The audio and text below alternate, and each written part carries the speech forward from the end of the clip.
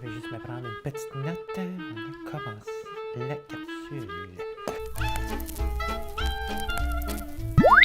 Vous l'attendiez tous? C'est la version estivale Des Nouvelles de Jovia! Oh oh!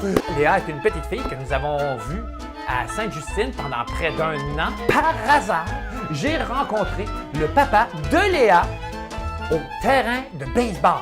Comme quoi, la vie continue, ils ne sont plus à l'hôpital.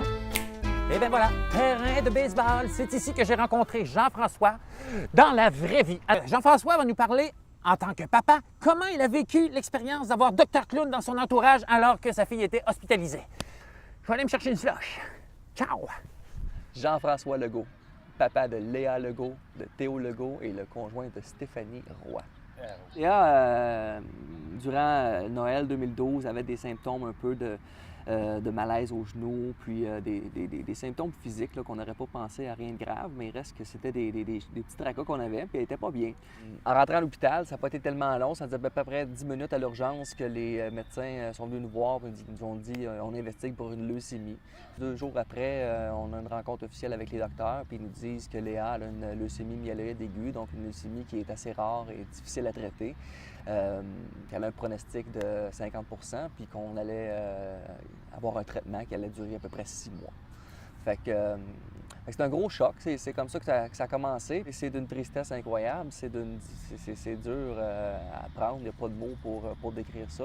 Tu rentres dans un monde que tu connais pas, tu apprends des mots que tu connais pas, puis les gens passent dans notre chambre, puis tout ça, puis on essaie de se faire une petite intimité dans notre chambre, c'est rendu notre deuxième maison.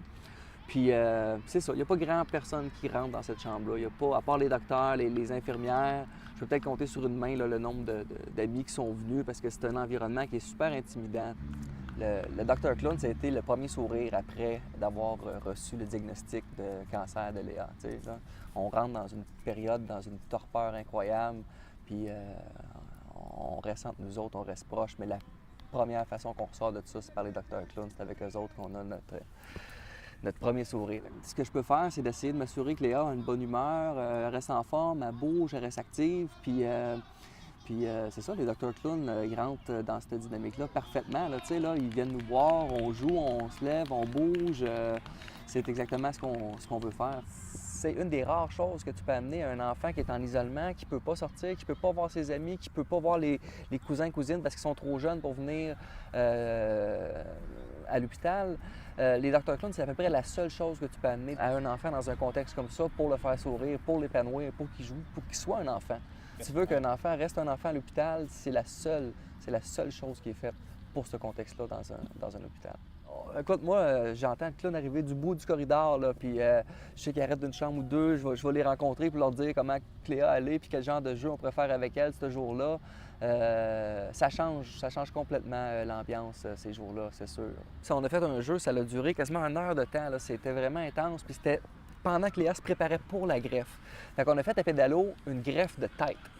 Puis c'est Dr. Thibault, encore une fois, qui a orchestré tout ça, puis Léa qui était dans le jeu comme jamais. Puis il y avait un petit peu de stress là, de parler de greffe, ça parlait de greffe tout le temps, puis c'était un mot qui revenait tout le temps. Puis elle avait 4 ans et demi, là, fait qu'elle accroche des petits mots puis des émotions qui viennent avec les mots. Fait qu'elle savait qu'il y avait beaucoup de peur, beaucoup de crainte, beaucoup d'angoisse qui venaient avec ça. Fait que la greffe, c'était un gros sujet. Puis juste peut-être 2 semaines avant la greffe, on a fait je sais pas comment appeler ça, ce soin-là, la greffe de tête à pédalo. Ça a été vraiment drôle.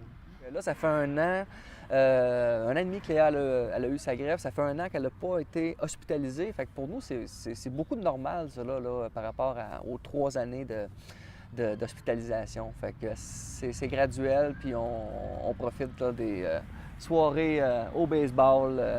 On focus là-dessus. Là, on focus sur rattraper un peu du temps qu'on n'a pas eu ensemble. Fait qu'on essaie d'être les 4 ensemble le plus possible. Léa qui vient voir les matchs de baseball, qui est même volontaire pour jouer quand il manque un joueur. Là, elle veut bouger, elle veut jouer. Fait qu'on lui donne les opportunités de faire ça. Un immense merci. C'est incroyable comment que ces gens-là nous ont aidés. Puis je sais pas à quel point ils le savent. C'est ça que, tu sais, ça a été pour nous des relations très spéciales. L'intimité qu'on a dans la chambre d'hôpital, il y a très peu de personnes qui ont rentré dans cette intimité-là. Puis chaque mardi, chaque jeudi, la porte s'ouvrait. Puis il y avait 2 clowns qui venaient, qui venaient jouer avec nous autres, puis ils étaient les bienvenus, puis ça fitait juste bien dans ce contexte-là.